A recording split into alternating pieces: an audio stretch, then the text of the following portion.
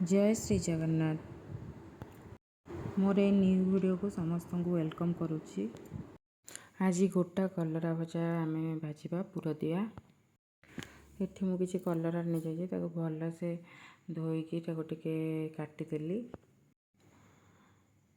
एमती काटिबा आम दबो मझिरू टे एमती काटिदबा से मझिरे ही पुर दिया हबो।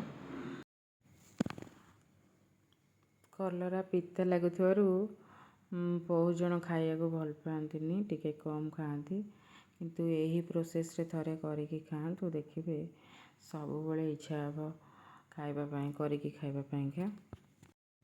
मु भी भाभी नथी ये कलरा मसला पूरा वाला एते टेस्टी लगे बोली किंतु कर सारा पर खाइला पर मु जानिली जे बहुत टेस्टी लगुला।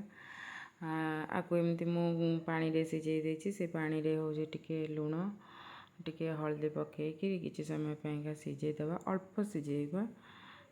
तार पिता अंश भी चली एमती सिझे ये सिझी जाइए कलराटी ताकू एबे मु बाहर को बाहर करदेवी। बाहर को बाहर करदेकी टिके ठंडा करदबा। कलराटी ठंडा हवा भितर आम चलतु मसला रेडी करिबा। एठी मसला पाई मु किछि जीरा कला सोरिष अल्प किछि धला सोरिष पकेइछि कटा पियाज अल्प रसुण पकईकि ताकू मुझे भल से ग्राइंडिंग करदेबा। एबे मु कड़े बसईकि से सोरिष तेल देइछि। सोरिष तेल ही ये कलरा भजाटा करबा तो भल लगे टेस्ट लगे। एठी मु किछि जीरा पकईछि सोरिष तेल रे जीरा टिके फुटीगले से कटा पियाज टिके पकेइबा। एठी मु गोटे पियाज ही यूज करथिली फाळे ग्राइंडिंग करछि आ फाळे होछि टिके फ्राई करदेली। सेथिरे मु किछि कंचा लंका टिके पकईछि कंचा लंका पकईकि टिके भाजीबा।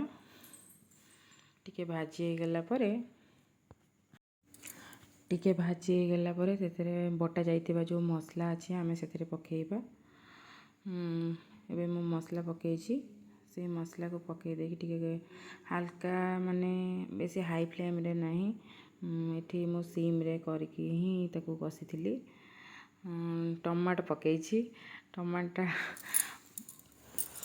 पके भल लगे मते। सेथिरे हल्दी गुंड लंका गुंड पकईछि लुण टेस्ट अनुसार आपण लुण पकेइबे। मु जेतिकी मसला नहीं से अनुसार मु लुण पकईछि ताको टिके भल से कसीबा किछि समय पे भल से कसीबा। एठी मु ग्राइंडर जार धोईकी टिके पानी दे देइछि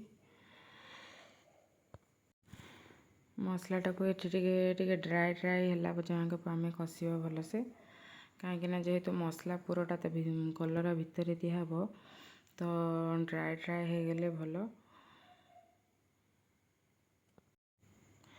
एबे मसलाटा मोर पूरा कसी हो गलानी। एबे मु ताको आ गोटे प्लेट को काढ़ी देबी।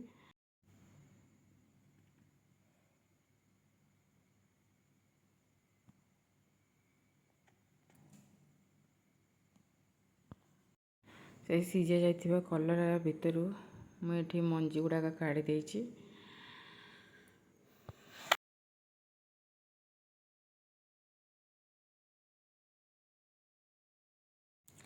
एठी छुरी रे काढ़ी हेलानी बोली भल से मु ताको स्पून रे काढ़िली मंजी गुड़ाक स्पून रे काढ़िली तो फटाफट हो गला काढ़ी हो गला। एठी गोटे कथा कहि रखुची एठी आपण चाहिले कलरा मंजी को भी कलरा भितर रहिया को दे परिबे सेमती भी भल लागिबो खाइया को।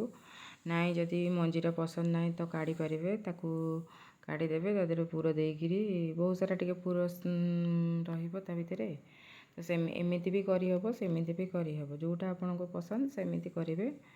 तो मु एठी मंजी गुडा काढ़िकी पुर देइकिरी कली देखंतु एमती मु पूरा सब मंजी काढ़ी देइछि। एबे चलो से सब पुर दबा मसला पुर जो मसला कसी रखी सब गोटे गोटे के दबा। मु तो बेसी करी नथली कारण छोट पिला खाइबेनी आमे तो 2-3 जन तो समस्त गोटे गोटे भाबिकी करथिली ତ ମୁଁ କହିବି କିନ୍ତୁ ଏତେ ଟେଷ୍ଟି ଲାଗିଥିଲା। ମୁଁ ଆଉ ଥରେ ବି ବନେଇବି।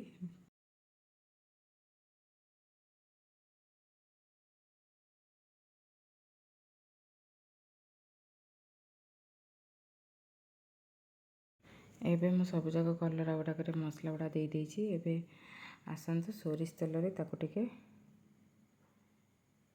ଛାଣିଲା ପରିକା କରିବା ଆଉ ଭାଜିବା ଆଉ ଟିକେ କଡ଼କଡ଼ ପୁରା ଛାଣିବା। ତ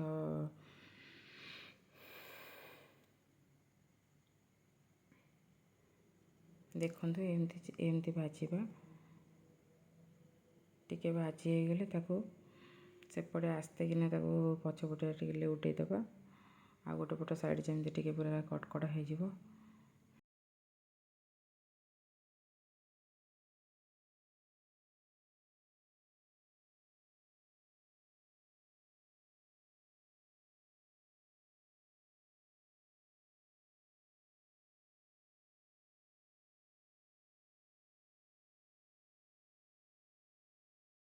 ଏବେ କଲରାଟି ଆମର ଦୁଇପଟ ସାଇଡ଼୍ ପୁରା ଭଲସେ ଭାଜି ହେଇଯାଇଛି।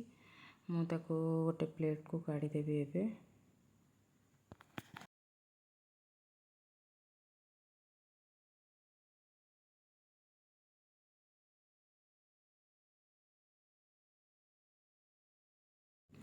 ଏବେ ଆମର ପ୍ରସ୍ତୁତ ହେଇଗଲା କଲରା ଗୋଟା ମସଲା ଦିଆ ଭଜା। ଏଇ କଲରା ଭଜାକୁ ଆପଣ ଗରମ ଭାତ ସହ ଖାଇପାରିବେ, ନହେଲେ ପଖାଳ ସହ ଖାଇପାରିବେ। ଭଲ ଲାଗିବ ତୁମକୁ। ତ ଯଦି ମୋର ଏଇ ଭିଡ଼ିଓଟି ଭଲ ଲାଗିଥାଏ ସମସ୍ତେ ଲାଇକ୍ କରିଦେବେ, କମେଣ୍ଟ କରିବେ, ଆଉ ମୋ ଚ୍ୟାନେଲକୁ ପ୍ଲିଜ୍ ସବସ୍କ୍ରାଇବ୍ କରିଦେବେ। Thank you.